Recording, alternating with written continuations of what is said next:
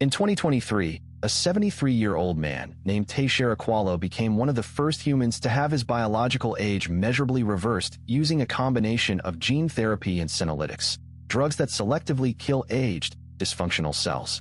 His telomeres lengthened. His inflammatory markers dropped to levels typically seen in men 20 years younger. His doctors published the results quietly in a peer-reviewed journal that most people never heard of. This was not a fringe experiment. It was a signal, and it suggests that aging, the thing we have always treated as the one guaranteed fact of being alive, may be, for the first time in human history, optional. Here is why this matters right now, not in some abstract future. The global cost of age-related disease, Alzheimer's, cardiovascular disease, cancer, type 2 diabetes, exceeded $47 trillion in 2023 alone. That number is on track to double by 2040 as the baby boomer generation moves fully into its 70s and 80s. These are not just healthcare statistics. They represent pension systems that collapse, hospitals that become permanently overwhelmed, and entire economies restructured around keeping old people alive rather than keeping them well. The second implication is more personal.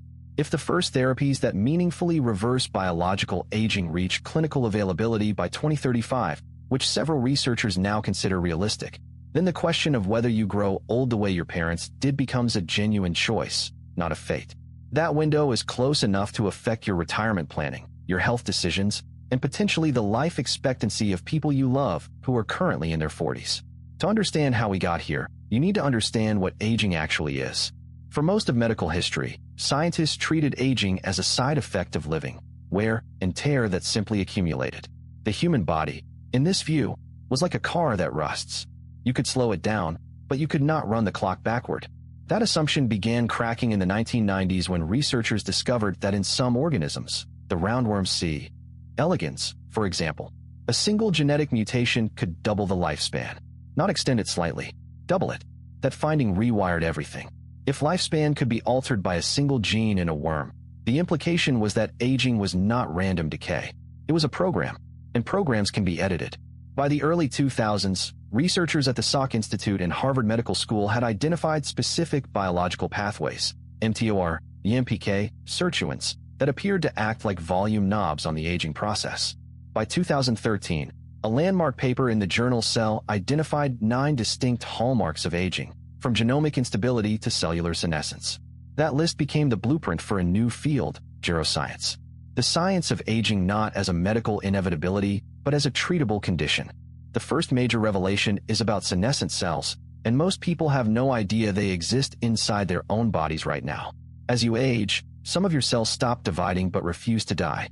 They become what scientists call zombie cells, metabolically active, pumping out inflammatory chemicals that damage the healthy tissue surrounding them. By the time you are 70, roughly 10 to 15% of certain tissues in your body are composed of these senescent cells. Think of them like a few rotten apples in a barrel that are slowly corrupting everything around them. The intervention sounds almost too simple. Destroy those cells. Drugs called senolytics, dasatinib and quercetin, are the most studied, selectively trigger apoptosis in senescent cells without harming healthy ones. In mouse studies at the Mayo Clinic, clearing senescent cells extended healthy lifespan by 25% and reversed physical deterioration in already aged animals. The mice did not just live longer. They moved faster, showed better organ function, and grew new hair. Human trials are underway.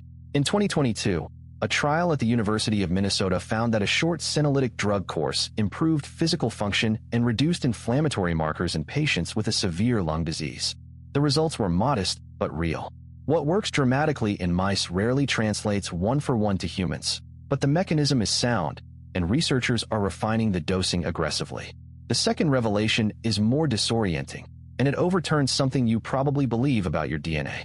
Most people assume their genome is fixed. The sequence you were born with is the sequence you die with, and that sequence determines your destiny. That assumption is no longer defensible. In 2023, David Sinclair's lab at Harvard demonstrated that it is possible to reset the epigenetic clock of cells, to restore the gene expression patterns of young cells and old ones, using a combination of just 3 genes, known as the Yamanaka factors OSK. Mice that were made to go blind through optic nerve damage had their vision restored when OSK was delivered to their retinal cells. The cells did not just stop aging. They went backward. Sinclair's team published a more expansive finding in 2023 in the journal Cell, showing that the primary driver of aging in mammals is not DNA mutation, it is epigenetic noise. The genome is like a piano with all its keys intact.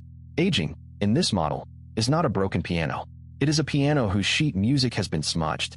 The notes are still there. You just need to restore the score. This reframes aging from a degradation problem into an information retrieval problem.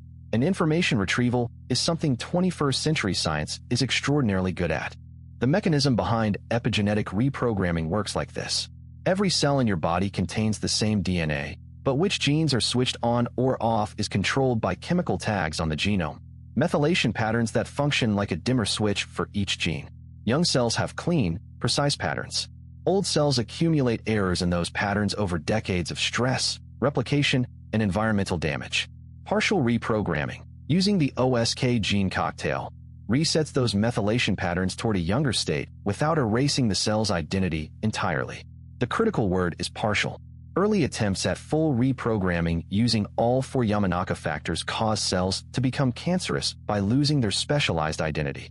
The breakthrough was discovering you only need 3 of the 4 factors, delivered for a limited time, to restore youthful function without triggering tumor growth. Think of it like recalibrating a compass that has drifted. You do not rebuild the compass. You simply reorient it to true north. Delivery is still the hard part. Getting OSK genes into the right tissues reliably, safely, and at scale requires advances in gene therapy vectors, specifically adeno-associated viruses, or AAVs, that are moving fast but are not yet solved. Companies like Rejuvenate Bio and Life Biosciences are each racing toward that delivery solution with tens of millions in funding. The risks here are real and should not be minimized. The most serious concern is cancer. Reprogramming cells epigenetically requires manipulating the same machinery that tumors exploit to become immortal. One miscalibrated intervention could, in principle, accelerate malignant growth rather than reverse aging.